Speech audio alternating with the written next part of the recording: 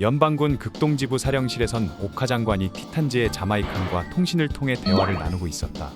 자마이칸은 네오지온군이 본격적으로 지구제압 작전을 개시했다며 현재 티탄즈의 규모로는 네오지온의 군사행위를 막는 것이 어렵다 말하고 이것은 티탄즈의 결성반대파의 존재가 군비 증강을 더디게 만들었기 때문이라며 지금부터는 티탄즈가 연방군 전군의 지휘를 맡아 지온과 싸울 것이라고 한다. 그리곤 네오지온군의 전함 한 척이 연방군으로 위장해 극동지부로 향하고 있다며 오카 장관에게 직접 그 전함을 격퇴하라고 명령하는데 자마이칸과의 통신이 종료된 직후 곧바로 경보음이 울린다. 자마이칸의 말대로 연방군의 식별 신호를 내는 전함 한 척이 극동지부를 향해 접근 중이었던 것이다. 마침 극동지부에 도착한 쿠스아들은 고작 전함 한 척으로 극동지부를 공격하러 온다는 게 뭔가 미심쩍다며 접근하는 전함이 아군이라면 불필요한 전투를 벌일 필요가 없었기에 우선 적인지 아군인지 확인하기 위해 출격해보기로 한다. 오카 장관 역시 어떠한 이유로 인해 극동지부에선 군대를 출동시킬 수 없다며 정체불명의 전함의 정체를 밝혀주길 부탁하고 쿠스아들을 출격시킨다. 한편 극동지부로 향하고 있던 아가마에선 강력한 통신방해로 인해 극동지부 기지와 연락이 닿지 않고 있었다.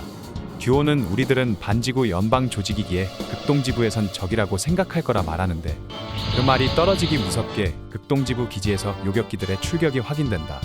그러자 브라이트는 할 수 없이 총원 전투 배치 명령을 내리는데 다만 명령이 나올 때까지 공격을 금지시킨다. 연방군의 페가서스급 강습 양육함과 닮은 아가마를 확인한 코우지는 네오지온의 전함이 아닌 연방군 전함의 출현에 뭔가 이상함을 느끼고 한동안 상태를 지켜보기로 한다. 그런데 코우지의 생각과 달리 아가마에선 갑자기 듀오가 브라이트의 명령을 위반하고 콜로니에 있어 아주 위험한 적이 될 가능성이 있다며 마징가를 향해 공격을 개시한다. 듀오는 쿠스아들이 연방군에 있는 이상 티탄즈로부터 명령을 받게 될 테고 그럴 경우 결국 콜로니를 공격할 거라 말하는데 하지만 강한 내구성을 자랑하는 마징가에겐 데스 사이즈의 공격이 통하지 않았다. 그리고 듀오의 일방적인 공격에 당한 코우지가 반격에 나서려고 할 때 또 다른 누군가가 이곳에 나타난다. 새롭게 나타난 이들은 네오지온군 하만칸의 직속 부하 마슈마세로와 닥터 엘휘아의 브로켄백작이었다. 이들은 마쿠베 대령의 정보를 듣고 에우고의 아가마를 처리하기 위해 이곳에 온 것이었다. 아가마와 쿠스아들이 싸우고 있는 것을 본 마슈마와 브로켄은 서로 협력하여 이들을 한꺼번에 처리하려고 하는데 그제서야 티탄즈에게 속았다는 사실을 눈치챈 듀오와 코우지는 오해가 풀리고 네오지온과 브로켄백작을 물리치기 위해 함께 맞서 싸우게 된다. 차라리 조금 더 늦게 나타날 것이지.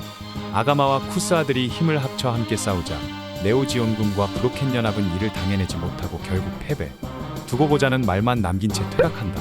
전투 후 연방군 극동지부에서 오카 장관과 만난 크와트로는 에우고는 스페이스 노이드들에게 압정을 가하는 일부 연방군과 연방정부를 쓰러뜨리고 그 후 새로운 위협에 대항해 체제를 정비하는 것이 진정한 목적이라고 밝힌다.